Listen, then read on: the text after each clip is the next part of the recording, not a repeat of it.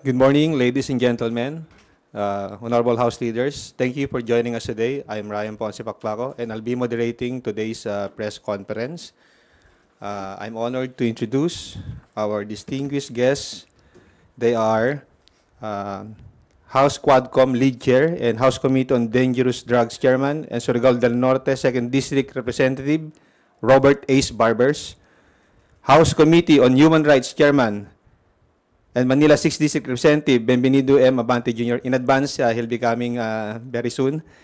House Committee on Public Order and Safety Chairman and Santa Rosa City Representative Dan S. Fernandez. House Committee on Good Government and Public Accountability Chairman and Manila 3rd District Representative Joel R. Chua. House Committee on Basis Conversion Chairman and Zambales 1st District Representative J. Kong Hoon. And One Rider Party List Representative Rods L. Gutierrez. Since our honorable speakers decided not to deliver their short opening statement, let's begin. Kicking off today's first question, let us recognize Haji Kaamino from Brigada News.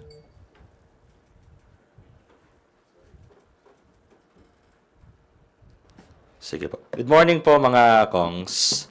For my first question, siguro yung kahapon po muna. Kasi sa press conference po ni VP Sara, sabi po niya ay politically motivated daw po yung naging hearing ng Good Government and Public Accountability yesterday. So your thoughts on this po na politically motivated daw po. And wala naman daw pong wrongdoings ang OVP. Thank you po. Thank you. This is not about politics. This is about accountability and transparency.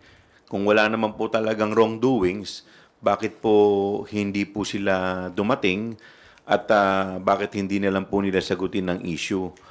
Dahil ang nakikita po namin dito, ang pinapupunta po nila yung mga career officials na sa tingin po namin, hindi naman po sila talagang concern. Yung mga talaga pong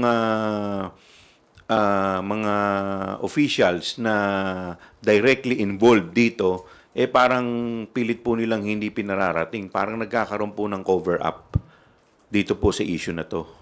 Thank you.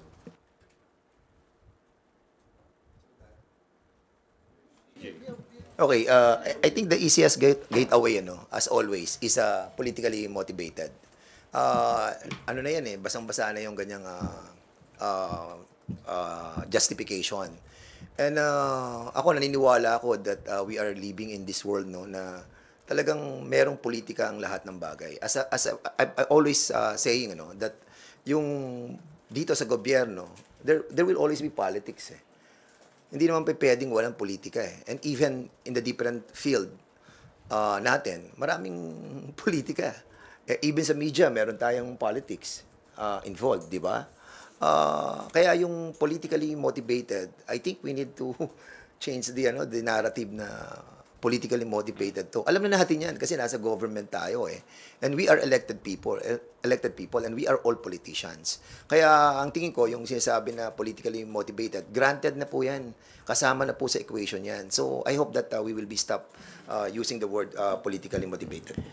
Actually, yung Blue Ribbon Committee, gusto lang makita kung ano yung totoo at yung katotohanan kung paano ginasta ng opisina ng Vice President, ng Office of the Vice President, yung kanyang confidential fund, at saka kung paano ginastos ng Department of Education sa pangunguna ni VP Sara, yung kanyang confidential fund din.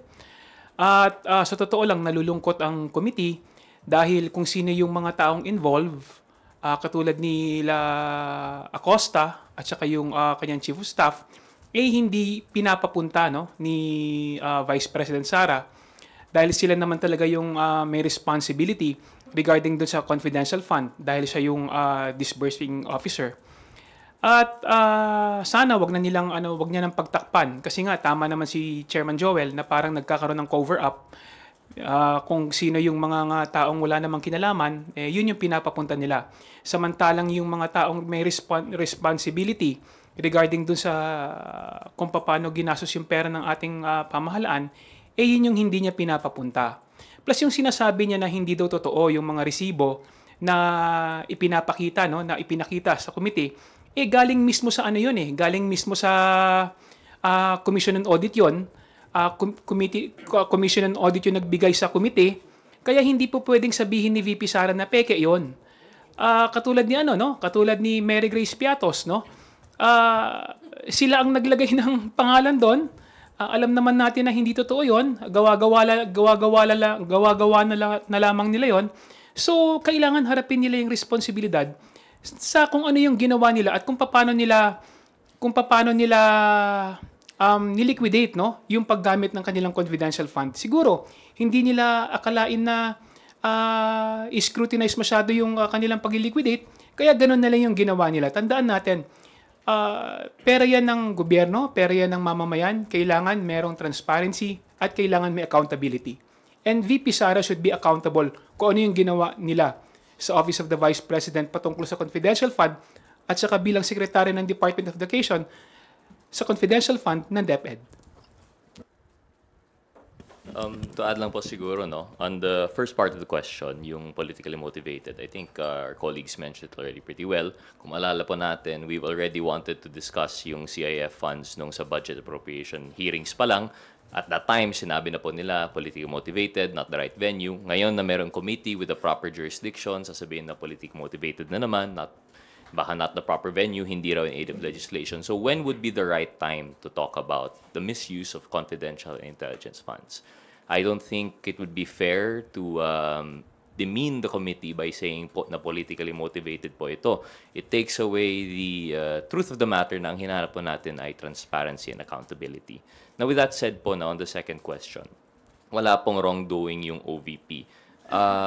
Evidence would suggest otherwise. I think this is not to prejudge the case, but despite the Vice President refusing to take her oath, despite the refusal to appear on behalf of some OVP officials, despite the refusal to cooperate, lumalabas pa rin po yung katotohanan. Through documentary evidence and through testimony of other witnesses, nakikita po natin parang to the extent of the compartmentalization ng utilization ng CIF, nakita po natin the way that the office has operated. And to say that there's no wrongdoing, I'm not sure. I could be mistaken, but in the history of our republic, I don't think the COA has ever flagged yet a national agency for misuse of confidential and intelligence funds. This would be the first time. The mere fact na may red flag, yun po yung naging cause ng committee hearing na to. So it begs the question, yung nakikita natin ngayon sa mga witnesses, sa resource persons, sa documentary evidence, is there a modus operandi being conducted within the office? Yun po yung gusto namin malaman at parang yun po yung nakikita natin. And we still hope we extend that invitation. Sana po mag-attend yung mga invited resource persons at mag-cooperate for the sake na po na maging transparent na po sila. Yun lang po.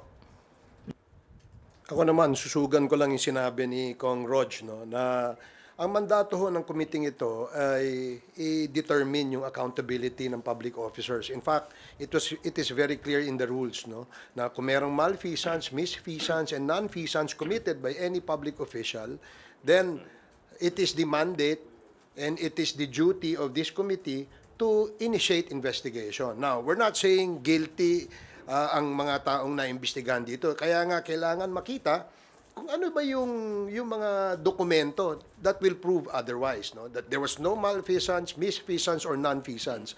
But kung hindi ho natin matutumbok, no, yung usapin tungkol dyan sa mga na-commit na mga yan, then it will leave a big question mark on the minds and on the thoughts of our Filipino people. Kaya nga kailangan sana matapos natin ito, mabigyan natin to ng closure. Nang sa ganon ay kung meron man na mga public officers that will be held accountable, then meron po tayong mga batas tungkol dyan. Follow-up lang po, one follow-up lang. Sabi po ni VP, yung ibang officials ng OVP, busy raw po na mag-prepare sa anniversary ng OVP. And if I'm not mistaken, parang this week po yata yung anniversary ng Office of the Vice President. And do you think na dahil yung mga ihinarap kahapon sa pagdinig yung mga career officials, meron po bang parang pag-shield doon daw sa mga close-in aides ng Vice President? Thank you po. Kagaya nga po ng binanggit namin kanina, actually, hindi naman po ito yung first time na sila ay maimbitahan. This is actually the 5th committee hearing. From day one, hindi na po sila umattend at never na po silang nakipag-cooperate sa amin. At kung amin pong titignan, parang nga pong itong cover-up. Parang nagkakaroon po ng cover-up dito at talaga naman yung mga directly involved dito po sa isyung to, sa confidential fund, ay talagang hindi nila pinapupunta. In fact, during the committee hearing, tinanong po yung isang karir, si Attorney Sanchez, at sinabi nga po niya, ang nakakaalam lamang po netong confidential fund sa OVP ay yung disbursing officer, si Gina Acosta, yung chief of staff, si Attorney Zulaika Lopez, at si VP mismo, si VP Sara Duterte. Actually, si VP Sara is shielding her inner circle, no? Sa accountability. Kaya kung makikita natin, merong selective participation, kung sino lang yung gusto nilang ipadala at walang direktang kinalaman dun sa liquidation ng fund, yun yung pinapadala niya. So, kailangan nating makita kung ano yung nangyari at malaman natin kung ano yung katotohanan regarding sa confidential fund, kung paano ito ginagastos, no? Dahil kailangan din natin ng karagdagang batas para maprotektahan yung pera ng mamamayan. Okay. I think the father and daughter have the same kind of personality, shielding their own people. Why? Si BP Sara, nakita natin how she protected yung mga tao niya by not letting them to attend the hearing. Dito naman si former president, sinasabi niya, me alone, it's all me, ang responsible dun sa war on drugs.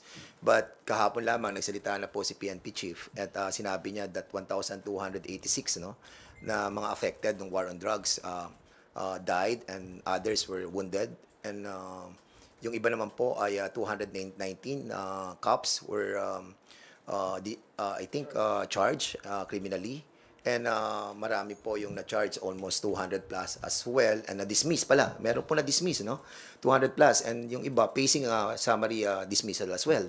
So I think yung pronouncement ng presidente that siya po ang sasagot sa lahat ng problem ng mga lower ranks sa ating pong kapulisan, para atang hindi po nangyayari. And this is the same trait and behavior that are not now being manifested on her daughter. So, nakikita po natin yung pattern. Yun lang po.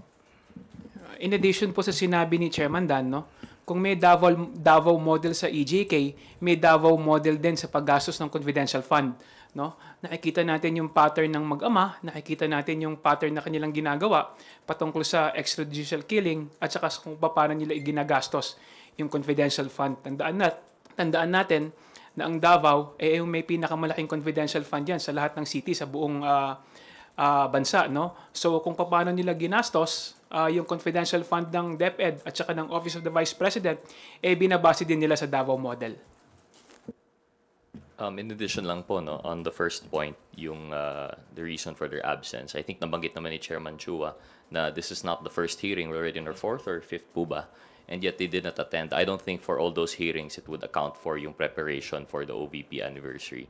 With that said, in addition, even if ito lang po if this is the only hearing that they're made to attend, I don't think equal naman po importance ng anniversary. Every year naman po yun, yung anniversary as compared to a committee in which under fire po yung integrity and accountability ng isang opisina, the second highest official in the land. So for them to choose OVP preparations, which one could be done by other staff, I suppose, and two happens every year, versus answering questions po sa committee, I think mas importante naman po yung committee. So, I think sa reasoning pa on that alone, parang nakakaduda na rin po talaga yung same time po nawawala yung mga key persons. With that said, on the second question po, yung whether there is a cover-up of sorts, I think like I mentioned earlier, ang nakikita po natin in the hearings that we've conducted so far, sobrang compartmentalized po yung OVP in relation to the CIF. And it would appear based on the records, nakita po natin yung statements ng dalawang resource persons that attended were notarized by an official of the OVP. You couldn't help but think na baka coordinated po yung statements na ito. Kumbaga, sila po yung pina-attend just to assuage or to satisfy the committee na may resource persons. Pero yung pinadala naman, walang kinalaman about sa CIF. Ang alam lang po nila is the issuance of yung cheque, which is not the question at hand. Our question is, paano po ginastos yung confidential funds? So with that compartmentalization, nakita po natin, it seems to be po, they're protecting those that have actual knowledge of the fact. And yun po yung kailangan po natin sa committee. Yun po. Thank you, Haji. Would like to recognize Tina Panganiban Perez from GMA7 for her questions.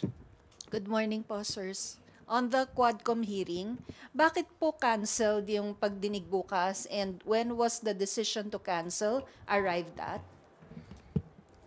Thank you for that question, Tina. The Quadcom chairs are already contemplating since last week to move the scheduled Wednesday Quadcom hearing, no, for several reasons. First reason, yung aming mga if you recall, no, lagi namin sinasabi kapag may mga witnesses, we want them to execute affidavits. Number two, even if they have executed their affidavits, we will have to vet them. No? Meron pong legal team, ina-assist ang Quadcom to interview yung aming mga because marami po ang gustong magsalita. Marami po ang gustong magbigay ng testimonya.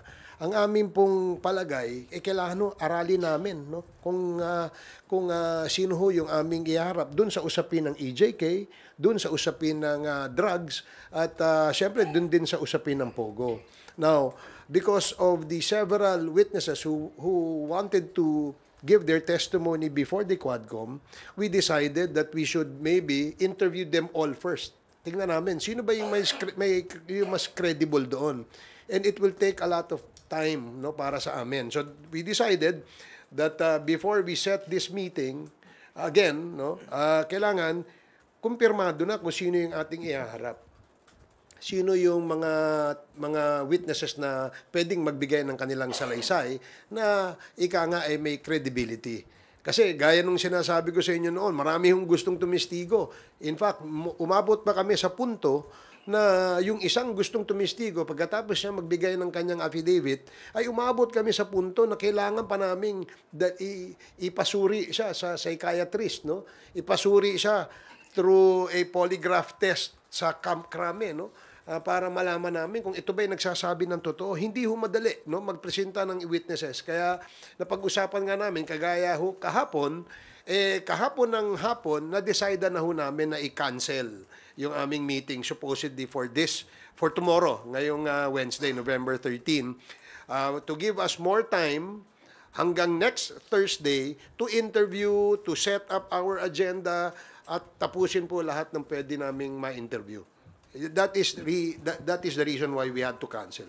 Actually, 2 days ago, nag-decide na kami dyan eh. A week ago pa, pinag-uusapan na natin, Chairman. And then suddenly, kahapon, parang last night, parang nakakita tayo na attend na raw sila. And ang problem natin dyan, we have already notified yung mga resource persons, especially yung mga galing sa Cebu, yung mga victims. And at the same time, meron po kami binibet na galing sa Isabela and I think one also from the north. And suddenly, naka-receive tayo ng mga ganong pronouncement that he will be attending. But of course, hindi pa naman po yun official na galing po sa former president that he will be attending on tomorrow's hearing.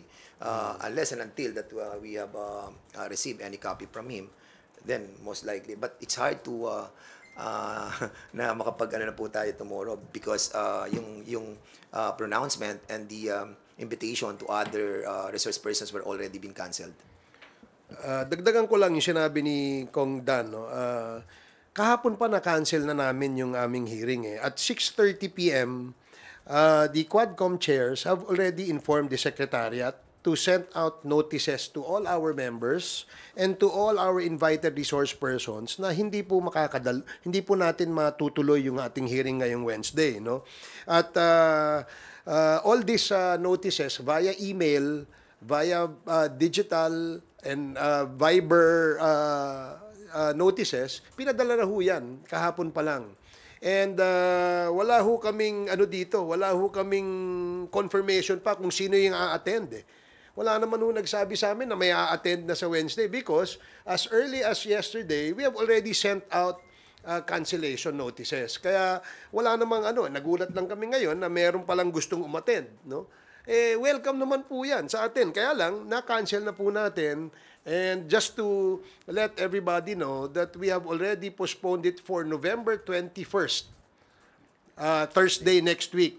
So lahat po ng inimbitahan namin na kinancel namin ay iimbitahan ho namin ulit.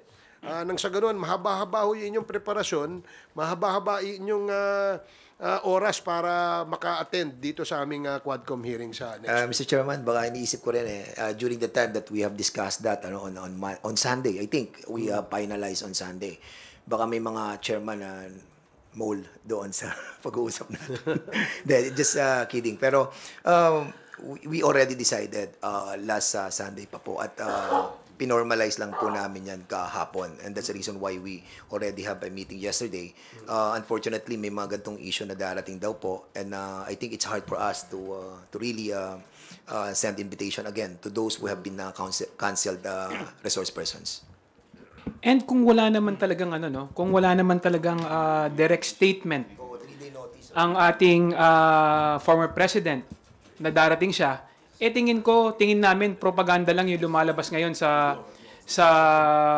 internet, no, sa social media na darating siya. Kasi gusto rin naming dumating siya dahil pinagbantaan nga niya yung mga congressmen na sinasabi niya, sisipain daw niya, wala namang virtual kick. Diba? So, mas maganda sana dumating siya dahil willing naman si Chairman Dan na magpasipa sa former president. Virtual kick. Tsaka napakahirap naman po kung na-cancel ng isang committee hearing. Para mag-imbita ka na naman, you need at least 3-day notice sa mga i-invite ninyo. So, masyado na pong short yung ilang oras. In fact, yung mga naging reason kung bakit po kami nag-issue ng subpoena for the second time, na-reissue po namin because we are following our rules dito po sa House. Sir, yung si Attorney Panelo kasi yung isa sa mga nag-confirm na pupunta raw po si former president. Tapos, with the cancellation of the hearing, may mga posts po kasi online saying na baka naduwag daw yung Quadcom. Alam mo, unang-una, hindi naman si Attorney Panelo inimbitahan namin. Di ba? It was the former president ng aming inimbitahan. And we were informed that the lawyer or the counsel of the former president, where we also received letters from the law office of Attorney Delgra. Yun lang yung hinihintay namin na information. So kung social media, wala akong pupunta. Kung nagtatawag kayo ng mga vloggers, parang disrespect yan sa atin dito sa sistema ng ating imbitasyon. Do not invite in the social media. Kung gusto nyo, sumagot kayo, sulatan nyo kami. Diba? Sulatan nyo kami kung kayo ay pupunta. Hindi yung sa social media kayo magsasalita. Of course, we appreciate the fact that pupunta ang ating dating Pangulo dahil yun naman po ang request ng ating mga kasamahan sa Quadcom, no? Na magkaroon ng talakayan, magkaroon ng palitan ng idea tungkol dito sa usapin sa EJK at usapin sa drugs, no, na kung saan ay centerpiece ng kampanya ng ating dating administrasyon. Kaya nga gusto sana nating marinig mismo mula sa ating dating Pangulo kung ano yung mga kasagutan na kanyang ibibigay dun sa mga tanong na pinaghandaan ng ating mga Quadcom members. So, wag po nating I noticed also that there are several comments from the vloggers of I don't know which camp is that, no? Saying na wala pong naduduwag dito. Ganito ho, para ho malinaw. Sa 21 meron kaming hearing. Yan ho, punta ho tayo dito. Pagkatapos ng 21, let us know kung kailan kayo pwede. Because we will schedule another Quadcom hearing on the date convenient for you, on the date na gusto ninyo, para ho mailatag natin ng maayos ang ating imbitasyon. And reminder also as well, Mr. Chairman, as what Chairman Chu mentioned a while ago, that there is a 3-day ruling that are being followed by the committee. So kailangan po ma-inform din po kami officially. Wag po sana sa social media para at least lahat. Kasi pag social media, you can always deny it, di ba? Pwede kang hindi pumunta, tapos sasabihin, hindi naman formal yon. But of course, kapag ginawa po nating official ang lahat, then ano yan, resibo po yan. So I hope that prior to November 21 hearing, somebody or the lawyer of the former president will write the committee for his attendance. Maraming salamat po. Sir, clarification lang. At this point in time, walang natatanggap na kahit written or digital communication from the camp of former President Duterte na dadalos sana dapat sila bukas? Wala po kami natatanggap hanggang sa ngayon. Ang nakikita lang namin yung mga vloggers. So, hindi ho namin pinakikinggan yung mga vloggers kasi wala naman nung sinabing tama yan kundi tirahin lang itong si Dan Fernandez kaya yun ho ang aming we wrote to them inviting them. Then we also gave them a notice of cancellation via email, via Viber text messages, and all other forms of communication. Yun lang ho ang iniintay namin. Kung meron hong letter sa amin, wala ho kami natatanggap. At dahil nga po, nung Monday pa, bago po sinabing pupunta si former president sa hearing, sinabi ho yun, na-cancel na namin Di ba? Na-cancel na ho. Bigla hong nasabing pupunta. Hindi naman ho ganun ang proseso. Di ba? Ang proseso, may imbitasyon kami at hinihintay namin yung reply. But even prior to the reply to our invitation, ay na-cancel na po namin. Kasi nga po, sa nabanggit kong rason kanina kung bakit po namin kinancel. Thank you, sirs. Thank you. Next questions from Marian Enriquez of TV5. Okay, Bibian Gulia from ABS-CBN. Actually, yung clarification ko yun lang din, sir. So, bali, 2 letters lang po yung na-receive ng Quadcom from the camp of the former president. The first one was yung before the November 1st and the second one was declining the invitation. Wala na pong ibang communication na na-receive po. Hindi, ganito po yan. Since the start of the Quadcom hearings, invitation has already been extended to the former president and the 2 senators, incumbent senators. But there was no reply. And then we had subsequent committee hearings of the Quad. There was no reply whether they will attend or not. Now, there was a press statement issued by the former president that he said wala siya natatanggap na invitation. That's why we had to send again another invitation for our October 22 committee Quadcom hearing. At the following day, we already received a letter coming from his lawyer, si Atty. Delgra, saying that he needs to rest, the former president needs to rest, he has a lot of engagements, has been tired, and because we understood that the former president is already old and we would like to give him the time to rest, so we accepted the cancellation. Then we sent again another letter, supposedly last for the October, November 28. November 7 hearing. Then we received again another letter. Sinasabi na hindi siya pupunta because walang integridad ang Quadcom at na-prejudge na siya ni Congressman Dan Fernandez tsaka ni Kong Benny Abante. At saka mahaba pa yung rason. So we accepted again the refusal to attend. Now we're supposed to have a November 13 hearing, but we decided to cancel it yesterday. Ngayon sasabihin na pupunta. Ano ba talaga, kuya? Di ba? So ito formally sent po yung letter, ang invitation. Of course, we appreciate the fact that the former president is now interested to attend, no? Malaki pong yan, dahil malaki pong maitutulong niyan sa Quadcom. Talagang in other words, no, talagang propaganda lang, no, yung ginagawa nila, lalong-lalo na yung sinasabi nilang pag-attend sa committee hearing ng Quadcom, no. Talagang nabubudol-budol nga, no, yung ating mga mamamayan regarding sa kung ano yung kanilang mga sinasabing statement. Thank you. Before we continue our press conference, I'd like to acknowledge the arrival of House Committee on Human Rights Chairman, Manila Representative Benvenido Benny Abante Jr.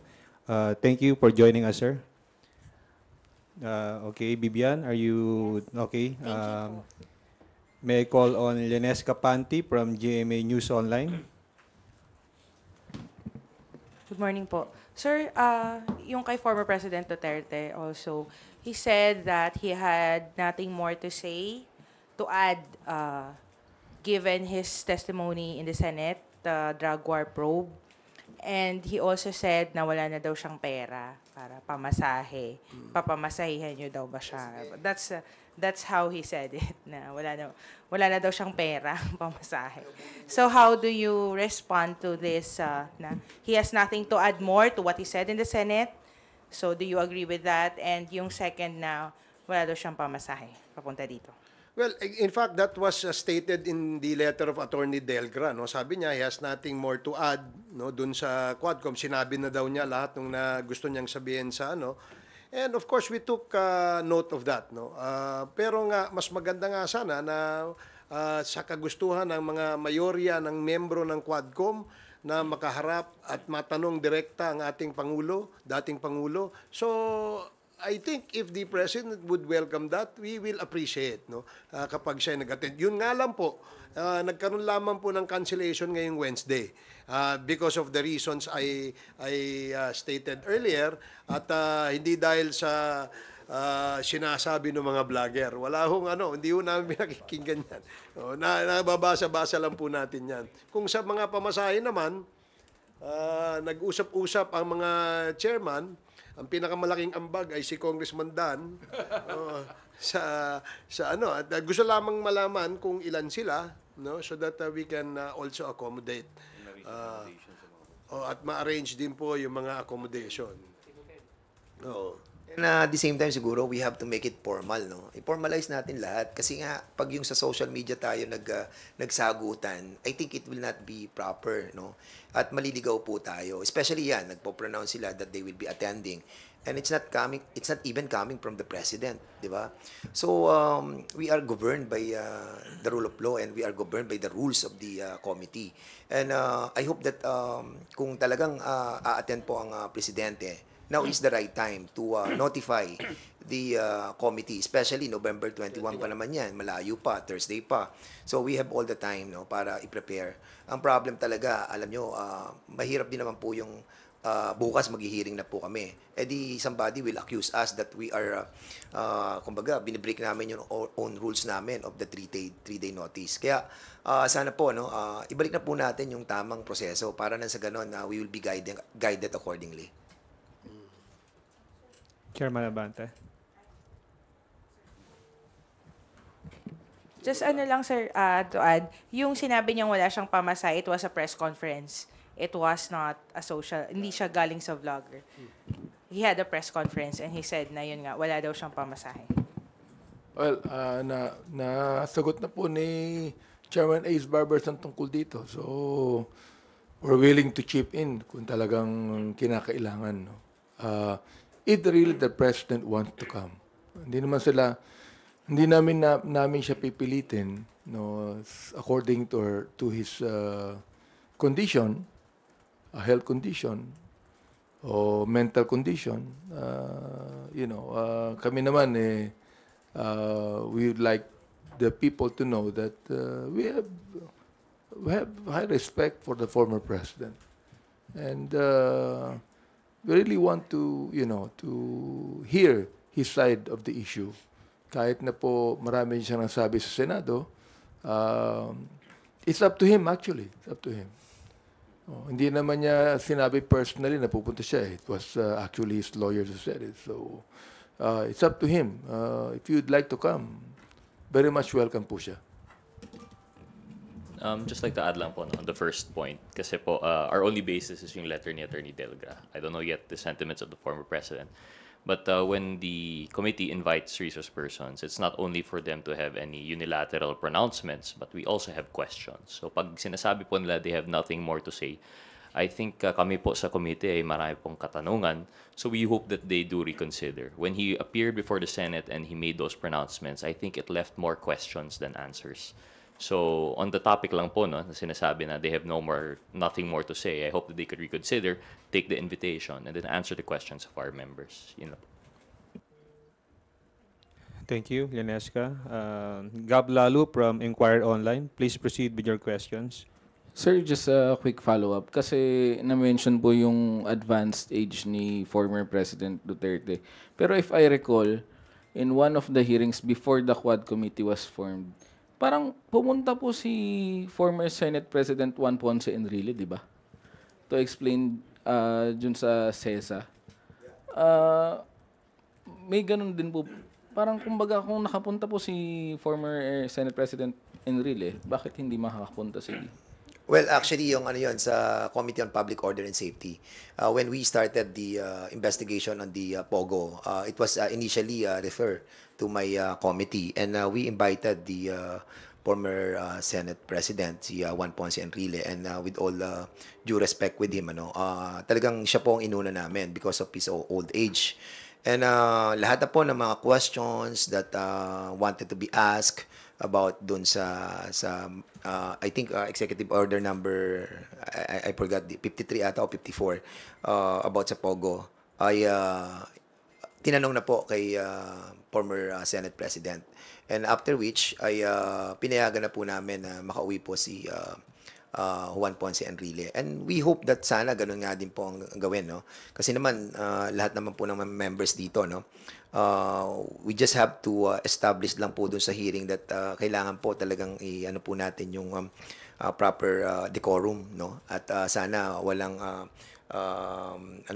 uttering of bad words, no, para at least yung alam mo respect bigat sa di ba, respect din at siguro kung gano'n ang magiging tema ng ating pong hearing on November 21, magiging maayos din po katulad nung kay Senate Juan Ponce Enrile. And we hope that we will have a proper and dignified hearing on November 21 with the presence of the former President.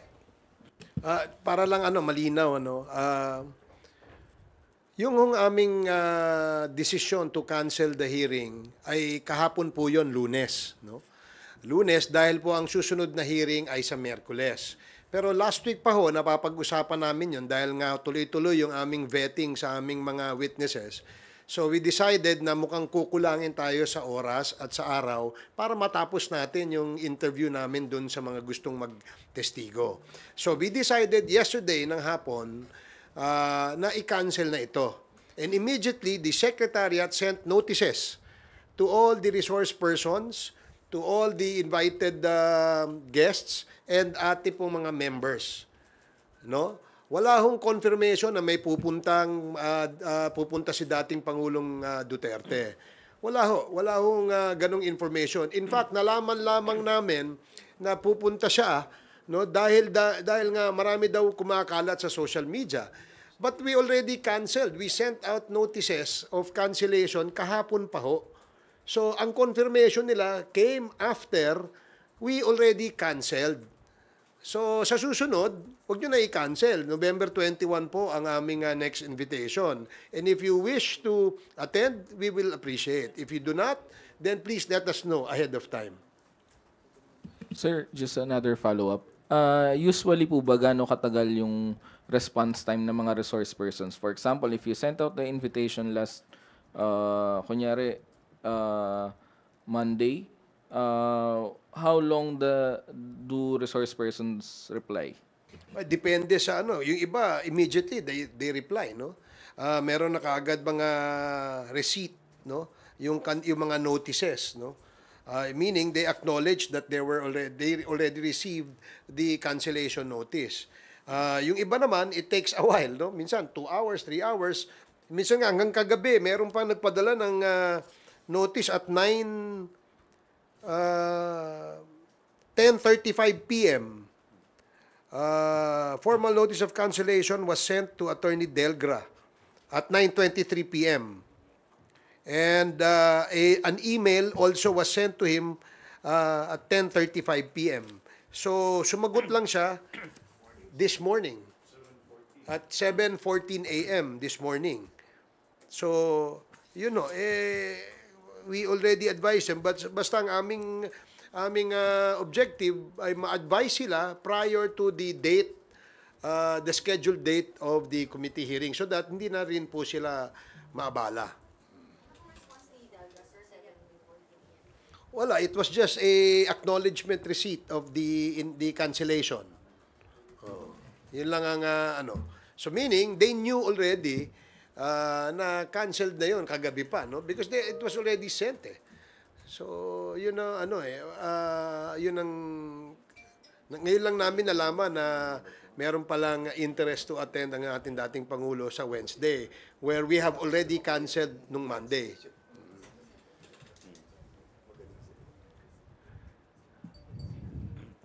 Okay ka na, Gab? Thank you. Are there any other related questions on Quadcom? Hindi po ba masyadong late yung Monday night na finals or Monday afternoon na finalize tapos Tuesday, Wednesday po morning yung mismong hearing?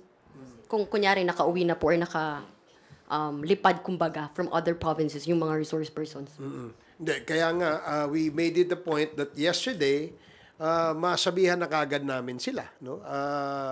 Because 2 days prior notice, I think is enough time for them to decide on whether to go or not to go. So when we sent the cancellation notice, we knew that they all received it, they acknowledged it, at wala naman nagsabing pupunta sila. Kasi rather than ituloy natin ng Wednesday ang hearing at hindi pa ready yung aming mga witnesses, no? Sayang ho yung araw. Remember, we're also pressed for time here. Gusto namin that when we present witnesses, we discuss issues, kailangan hindi na po magtagal. Gusto namin matapos agad, nang sa ganun, makagawa na ho kami ng aming committee report. Sir, clarify lang. So, kung may nag-respond po sa inyo yesterday afternoon na nung sinabi niyo yung notice na i-cancel po, and may nagsabi na may a-attend, particularly Digong, itutuloy niyo po ba? Ay, hindi na. Cancel na namin eh. So, we're not going to adjust our schedule, our scheduled hearing for somebody, no? Yung amin ay we wanted to make sure na ang tatalakayin ng Quadcom, dahil marami po tayong mga kababayan na nanonood, ay hindi po sila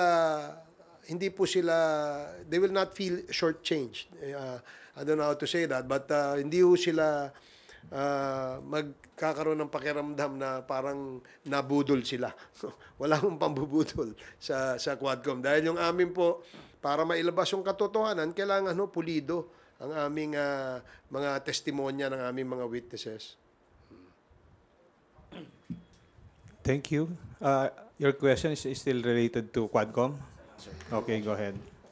Sir, so ngayon po fact of the matter is that nakakapagtaka para sa inyo na after ng ilan na imbitasyon sa dating Pangulo na handang tanggapin siya ng komite, ngayon kung kailan malino na kanselado sa panig nila, ngayon sila biglang maglalabas ng ugong na a-attend sila, sir. Yun, nagulat kami, no? The fact that we only found out from the social media na meron palang a-attend at nag-confirm ang ating dating... Although hindi po ito galing sa dating Pangulo. Ito po'y galing sa mga vloggers. I don't know, sino pa papaniwalaan? Ang alam ko, as far as the records of the Quad Committee is concerned, the counsel, the lawyer representing the former president is Attorney Delgra. In fact, naging issue pa nga yan eh. Di ba? Meron bang engagement, meron bang letter, etc., etc. So, we only listen, no? Dun sa formally has entered their appearance before the Quadcom or those that are representing our resource persons and has informed the committee, although has not physically entered this appearance yet, no? Kaya nga, kagaya nga yung kay Attorney Delgra, yun ang iniintay namin. But marami pa hong hearing ito, and we will expect that the former president will still attend, no? Kasi po ito ho yung request ng ating mga kasamahan sa Quadcom. So hindi ho ito yung una't huli. Panglimang imbitasyon o mahigit pang 5 imbitasyon na ito na hindi po nakadalo ang ating dating Pangulo. Ngayon ho na na-cancel, ngayon po mahirap pong dumalo dahil na-cancel. But we only got the confirmation from the social media. So kung ngayon na may nangyaring ganito, kung sa susunod na pagdinig ay hindi magpakita ang dating Pangulo, how will the committee treat it? I really don't know. Kasi ngayon, mahaba-haba yung oras na pwedeng mag-decide, no, ang ating dating Pangulo. No? May nakita nga akong na isang post sa social media na sa November 21 daw, hindi daw pwede. Ano ba yung totoo niyan, di ba? I mean, basta we will send out invitations, the schedule of the Quadcom, based on our rules, based on our collective decision, we will set our hearing. And when we set our hearing, we expect that pursuant to the rules of the Quad Committee, we will send out invitations prior to the scheduled date of the committee hearing para inform po lahat ng aming resource persons na iimbitahan. Saka, bakit sa social media namin kukunin yung confirmation, di ba? I mean, kami naman, sumusulat naman kami officially. Hindi namin inaano sa social media na, iniimbitahan namin si dating Pangulo, di ba? I mean, it's a personal letter to him, no? Ng Quadcom. So, ine-expect din po namin na yung lawyer niya, tatawagan din kami, sabihin sa amin kung makakatin o hindi. In fact, nung nabasa ko yung reason kung bakit hindi makakaatin ng Pangulo yung last invitation namin, akala ko talaga hindi na siya mag-aatin sapagkat sinabi niya ron sa mga reason niya na hindi siya naniniwala ron sa aming investigasyon. Pangalawa, nasabi niya lahat dapat yan sabihin sa Senado. So, sa akin, I thought na talagang hindi na siya mag-aatin because of those reasons. Thank you. Thank you, Earl. Okay, go ahead, Rosalie Cos from UNTV. Almost same question with Marian kay Kong Barbers po. Kasi you said contemplating po last week pa kung itutuloy o hindi. And the invitation to former President was sent on November 11. If po na nag-confirm yung camp ni former President Duterte, even before kayo mag-decide na i-cancel, you will push for the investigation and you will accommodate him kahit siya lang. Kung itutuloy namin? No, yung hearing hindi naman para lang kay former President But yung pong fact na nagbigay sila ng communication that he will attend, even before mag-cancel po kayo.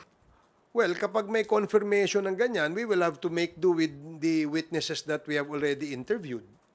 Kaso wala naman kami nakuhang confirmation So we will not, that's why we decided yesterday that we had to cancel it. Kasi kung na-inform kami, maaaring natuloy namin yun. Di baling iilan lang yung aming witnesses para hindi ho tayo umabot ng madaling araw. Kasi I'm sure abutin na naman ng 2:00 na madaling araw kung sakasakali. Actually, in addition to that, Chairman Ace and I were talking over the phone kanina, and I told him, pwede nating ituloy na si former President lang yung ating guest, resource person. But unfortunately, na-inform na yung mga resource person, like for example, yung mga victims na luluwas na naman dito, siyempre yung pamasahe nila, tapos yung accommodation as well. So, kanina, hindi pa naman final yung pag-uusap namin. But of course, after a while, na-confirm ko na hindi na rin natin talaga itutuloy because of the katulad na sinabi ni Chairman Chua, meron din kasi talagang rules na nag-govern sa atin And we will be breaking our own rules at hindi magandang tignan yun. At kaya nga we decided na rin talaga na wag na ituloy. Kasi nga, ang premise din natin, ang premise ko rin naman, they will galvanize the situation that tayo yung umaatras doon sa pagdating niya. But as I've said, meron tayong sinusunod na rules dito, kaya dapat yun po yung sundin natin. At I hope that, ayan na naman, gano'n na naman eh. November 21, meron pa naman November 28, meron pa naman December. So I think we still have a lot of elbow room, no, para pag-usapan at yung i-formalize yung pagdating niya. Wag po tayong biglain, no? At kasi nga hindi naman po isang tao lang nag-iisip dito eh. We have so many members and we have so many chairmen and we have to decide collectively. Tingin niyo po ba sinadya na kung kailan po kayo nag-decide na cancel na tsaka kung sino nag-express na pumunta? Ako, sa tingin ko, sinadya yun. Kasi Sunday pa lang pinag-uusapan na to eh. Kaya nga, yun yung, nila, yung style eh, di ba? And to make it appear na tayo yung umaatras sa ganitong klase ng invitation. Whereas we've been inviting him for so many hearings already. If I'm not mistaken, doon pa lang sa committee ng EJK, ng Human Rights, months ago pa yan, in-invite na po ni Chairman Abante. And they declined. And now, nag-hearing na po tayo, na-convene na yung Quadcom, we continually inviting the former president. Pero still, hindi pa rin po siya uma-attend. And now, na nagkaroon po ng ganitong decision ng Quadcom to cancel it, then suddenly, saka sila appear. Magmumukha naman po kaming we're not following our own rules. Pangit po sa ating pong mga members. Dagdagan ko lang, no? Wala kasi namang formal confirmation na pupunta ang ating dating Pangulo. Sabi ko nga kanina, ito ay galing lamang doon sa mga vloggers, no? Na walang ginagawa kundi tirahin si Dan Fernandez. So, again, no? Yung pong next hearing namin November 21, yung gustong magpaimbita, magsabi na ho kayo para mapadala namin kayo ng invitation. No? You can send us through the email. May I get the email number, Comsec? So I can, those who wants to be invited, marami ho eh. Mukhang marami nagsasalita sa social media eh. Gusto nyo maimbita. Pipilitin ho namin na ma-accommodate kayo. No? Hindi ho namin mapapangako. Pero yung mga, syempre ho, yung mga hindi po namin ma-accommodate, pwede naman din po kayo pumunta, pero doon ho kayo sa reserved seat intended for guests. Pero as resource persons, meron hong reserved seat yan para sa aming resource persons. So kung gusto nyo maimbita, padala nyo ho kami ng sulat.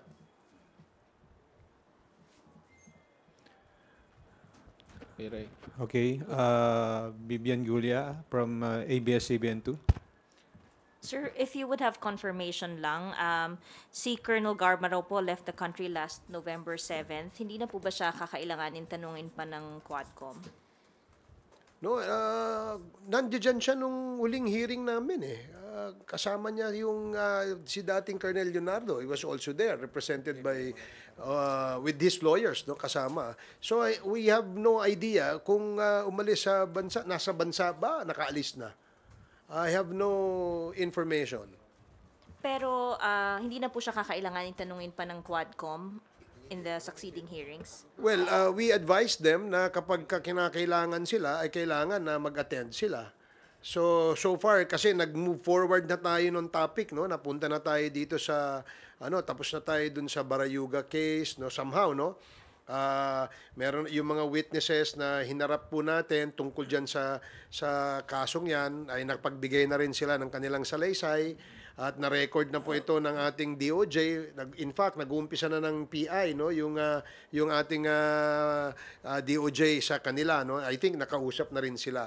So, if there are any other witness that will come out, and again, no, perhaps mention the names of these personalities, then we will have to invite them so that bigyan din sila ng pagkakataon na magkaharap sila, yung nag-aakusa at saka yung inaakusahan. Thank you po. Thank you. Here's the the email for those who wants to be invited. Please send your letters to quad.com quad.committee@house.gov.ph. So, quad.committee@house.gov.ph. Yung gusto pong magpaimbita, sulatan niyo po si Congressman Abante.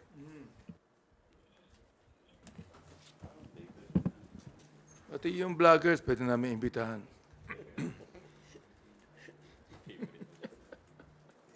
And also, no, just for the information of everybody, kasi naging issue yung cancellation, no, which should not be. No? Kasi yung cancellation, hindi naman to yung una eh. Marami na pong okasyon na, in fact, kung di ako nagkakamali, this is the second time yata na nag-reset kami. If you recall, before we even invited si Colonel Garma and Colonel Leonardo in our last in the hearing, nag-cancel ho kami kasi wala pa ho kaming nakukuhang affidavits. That's why, nag-reset kami. Ito ho ay pangalawang beses na pong nare-reset. Hindi ho bago ito.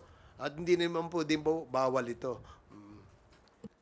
Saka sana po talagang if ever that they will be attending the next hearing, we hope that they will be sending us confirmation para lahat po may resibo, para at least lahat, di ba? Makita po natin that talagang they enter their participation in the next hearing through a formal letter. Mahirap po kasi talaga pag pag social media lang talaga. Sa dalawang imbitasyon namin kay former President, sumulat sa amin si Atty. Delgra, officially, no? Yung unang sulat niya, hindi siya makakarating because he's not feeling well. Yung pangalawang sulat niya, hindi siya makakarating sapagkat hindi siya naniniwala sa Quadcom. At pangalawa, yung bang nasabi niya na lahat ang gusto niya sabihin sa Senado. Yun lang Oo. So, wala kaming natanggap na formal letter from Atty. Delgra na mag-a-attend siya ngayon sa hearing namin. Wala Ang narinig lamang namin si Atty. Salpanelo ay nagpunta ng social media at sinabi na mag-a-attend. Palagay ko naman, dapat naman na kung talaga gustong mag-attend, ito na yung email address. They should just formally inform us na mag-attend ang former president. And magiging masaya kami tungkol dyan. Thank you. Gab Lalo from Inquirer Online. Sir, moving forward, kasi kanina may na-mention, parang clarification lang, sir, na willing kayo makipag-set ng appointment with the camp of the former president para ma-determine kung kailan siya pwede moving forward? Ang pwede namin gawin is pagbigay kami ng mga dates, no?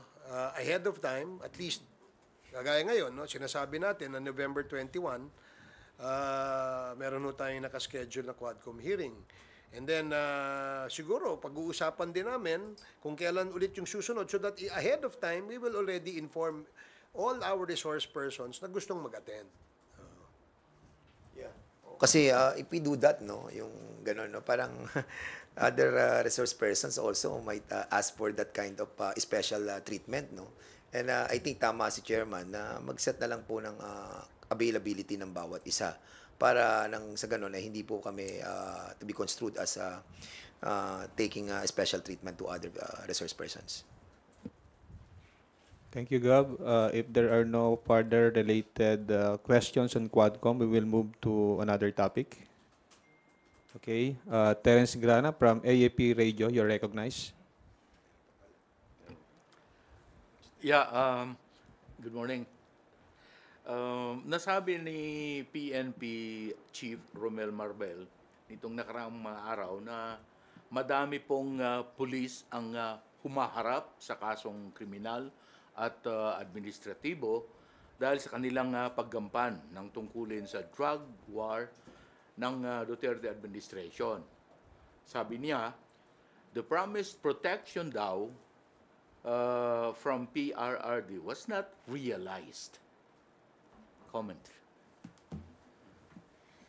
Oh, marami pong base po sa datos na binigay ni Chief PNP Marbil, ay marami pong ating membro ng PNP ay nahaharap sa mga kasong administratibo at saka kasong kriminal, no? And nangangailangan po sila ng abogado. In fact, yung iba, no, yung iba ay napipilitan pong mangutang, no, dun sa AppsLay ba yun o yung PSS Lay para lang makapagbayad ng abogado, no, na makakatulong sa kanilang pagharap dito sa korte dahil nga po sila nahaharap sa mga kaso. Ang isa lang ho ang kanilang sinasabi na nasan po daw yung pangako sa kanila na tutulungan sila, no, sa mga kaso at kung makonvict sila, although hindi na mangyayari ngayon yun dahil nga ang pardon ay nagagawa lamang po ng dating ng Pangulo, no? So ngayon medyo nakakaproblema po yung ibang mga membro ng PNP na kung saan ay sa kanilang pagtupad sa kanilang duty to serve the people, sila po ay nakakaharap sa administrative and criminal cases. Yeah, since nasa ko yan I mean yung mga kapulisan under may committee, no. Actually tinitingnan ko po na nabigyan ng isang motu proprio investigation on this matter, no. Kasi nga ang policy po ng former government ay yung pong talagang negation, neutralization. And sinasabi naman po ng mga chief PNPs na under the nung panahon ni Presidente Digong na hindi actually naitago to itong memorandum circular na to, hindi nalaman ng mga lower ranks So now, nangyari yung mga ganitong mga affected cops, and accordingly, sabi nga ni Chief PNP, maraming mga police ang mga na-dismiss, 195 yung na-dismiss, tapos 398 facing dismissal. So, paano yung pamilya nila? Nawalan sila ng jobs, nawala yung kanilang life, yung kanilang dignity as well.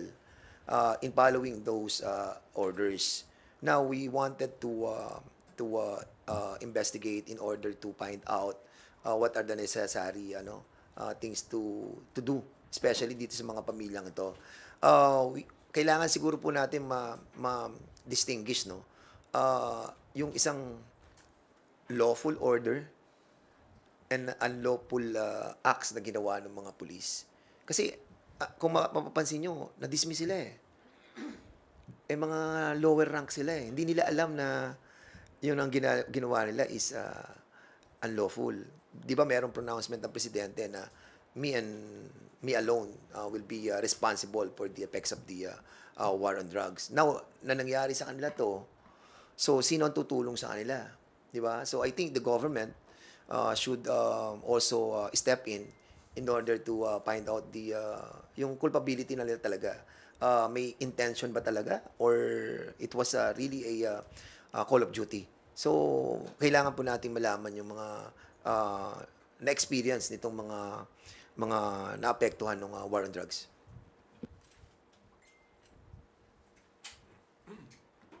Well, kung meron ako idadagdag, sa Quadcom naman hindi upang parusahan natin ng kapulisan, no?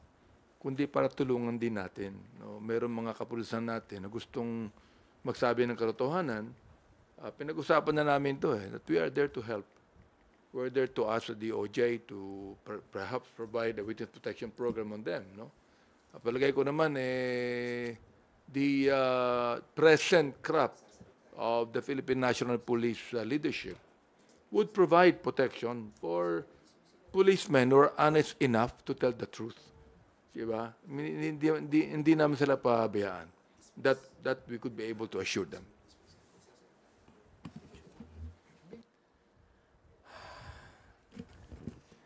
Again, this cases is stemming up from their obedience, no, sa presidential directive dati ni Presidente Digong.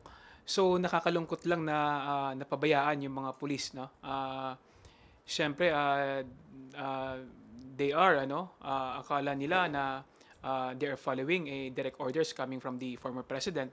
So sa ngayon napabayaan sila. So nakakalungkot lang dahil yung sinasabi nga ni former President is all rhetoric, no? At nakakalungkot. Sana tulungan nila yung mga pulis na nagkaroon ng kaso dahil sa presidential directive na ito. Okay, so meron tayong sinulat ko po yung yung mga pulis na 1,286 yung mga cops na they either died or wounded, 1,286. Tapos 214 po yung meron pong kinakaharap na administrative and criminal cases. Yung 195 na dismiss na po sila. Yung 398 facing dismissal. Dalawang po yung nakadetain ngayon na 20, na mga opisyal. Oo. So, well, nananawagan din po kami sa inyo kasi nga kayo biktima rin kayo rito ng war on drugs So, if ever that you wanted to avail, no, para madinig po namin kayo, so inimbitahan din po namin kayo na makipag-ugnayan po kayo sa Quadcom. Maraming salamat po. Thank you. For today's last question, we recognize Earl Tobias from IBC 13. Kung Rog, sa akin isa lang naman po. Hearing ngayon tungkol dun sa administrative order na LTO, sir, na pagkakaroon ng definite time period kung kailan dapat i-transfer or register yung ownership ng isang sasakyan na nabenta ng segunda mano, sir. Pwede po bang paki-explain lang, sir, ano po bang reason, sir, sa kung bakit pinapresenta ng LTO yung ganitong administrative order? Well, actually, I recall po na yung Memorandum 2024-046, I think. No, naging issue po ito for our sector kasi po, although tama naman po na under the law, there should be a transfer po of ownership na i-register na sa ating mga ORCR. Nagka-problema po yung LTO in the way that they issued this new memorandum. Number one, ang very attention-grabbing doon yung penalties, napakataas. Number two, yung stringent requirements. I believe yung office po namin wrote to the LTO sometime in October, third week. And luckily naman po, eventually they suspended it. So in the meantime, status quo pa po tayo. We've had consultative meetings with the LTO, and in fact, today may hearing po ang Committee on Transportation on the matter. So we still have to see anong magiging resulta nun. But in summation po yun, this is just about yung process na for transferring the requirement, tapos yung penalties that are attached to it. Yun yung basic ano. So, yung sa amin po, ang comment doon is that I think it's a little too stringent. Number one, yung pinaka-glaring issue po namin, the penalties are really high. Upon talking with ASEC Mendoza and si Executive Director Pua, ang nabanggit po nila is that they're just merely basing it on some previous laws. Pero if you remember those laws, yung IRs po nila, hindi nga po itinuloy ng past administration. They were claiming that it's the new carnapping law, anti-carnapping law, and then the Anti-Motorcycle Crime Prevention Act. So, dun pa lang po nagkaroon kami ng discussion. Most glaring also would be yung requirement that both the seller was given 5-day notice to issue to the LTO, tapos yung buyer naman has to transfer within 20 days. Ano po yung magiging liability kung one follows and the other doesn't? Parang gusto nung gagawin is papatungan po ng penalty both. So that's another issue. And ang pinakamahirap, I think, yung practice ng open deed of sale. Ang gusto po ng LTO is gawing retroactive po yung memo. So paano pong mangyayari nun? Sometimes ang nangyayari, second, third, fourth hand buyer na po tayo, di po natin matitrace kung sino first, second, and third. Paano po matatransfer yun? Sometimes patay na nga po yung previous owner. So these are the things that were raised. And credit where credit is due, the LTO naman po and they invited us, they heard us out, and then sabi ko nga po, they suspended implementation. Ang sabi po ni LTO ASEC Mendoza is that they're looking to postpone po implementation since nakita nilang malabo pong that this will be implemented in a fair amount of time. They said possibly, definitely it will not be implemented within this year. They're hoping to really thresh it out by the next year or the year after that. Kasi po, sorry, one more thing to add to that, aside from the issues nung the time constraint on the part ng stakeholders is yung readiness rin po ng LTO. One thing that we've consistently raised is that yung LTMS nila hindi pa po ready. Ito po yung LTO portal, yung online. Sabi po nila, In the memo, pwede pong mag-submit ng online. Pero kung tingnan po yun, ang ibig sabihin nun lang, i-attach mo yung document sa email, tapos i-email mo pa. Iba po yun dun sa portal. Kung sa portal, mas madali po sana, di ba, parang app lang yun, makikita mo dun, oh, please upload document A, please upload document B. Kapag email, hindi naman po natin, yung everyday citizen po natin, ang everyday mamamayan po natin, hindi naman natin alam kung anong requirements ang i-attach. Tapos i-email pa, baka may typo pa. So we want to make it as easy as possible for our constituents. Napakahirap po yan given the current state. But yun nga po, suspended po siya. But actually, after this press con, sunod po tayo dun sa hearing and we'll find out more po siguro. Thank you.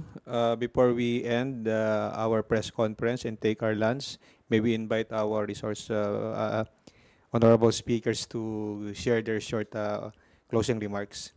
Chairman Barbers. Sige, salamat sa opportunity sa ating mga kaibigan sa media for this chance to share our opinions on some national issues that needs to be discussed and clarified. Dito sa usapin ng imbitasyon, hindi ho issue yung pag-cancel. Dahil marami pa hong susunod na imbitasyon na aming ipapalabas at mag-iimbita pa ho kami na marami pa hong mga resource persons, including the former president. So, para lang ho klaro sa lahat, na-cancel po yung imbitasyon nung Lunes kahapon ng hapon dahil nga po sa mga rason na aking binanggit kanina.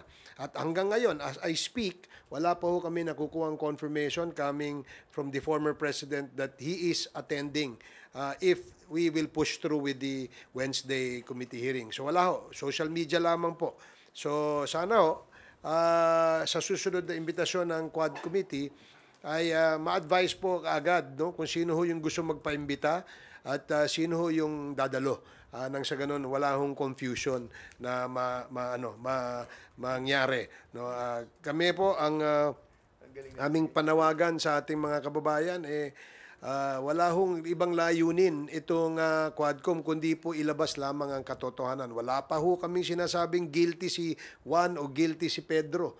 Ang amin po ay ilabas ang katotohanan sa pamamagitan ng mga testimonya na manggagaling po sa ating mga witnesses. And of course, documentary evidence, because the Quadcom's obligation is to follow the evidence. Yun lamang po. Thank you. Chairman Fernandez. Thank you so much, everybody. Chairman Abante.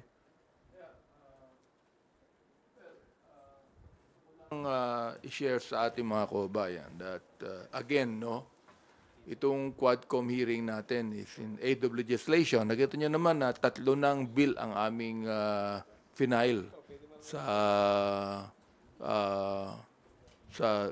dito sa bills and ibig sabihin lamang yan pinag-aaralan pa ho namin talaga ang iba pang mga bills na dapat naming i-file para yung lahat ng mga inibisigahan natin ay hindi na maaaring maulit pa.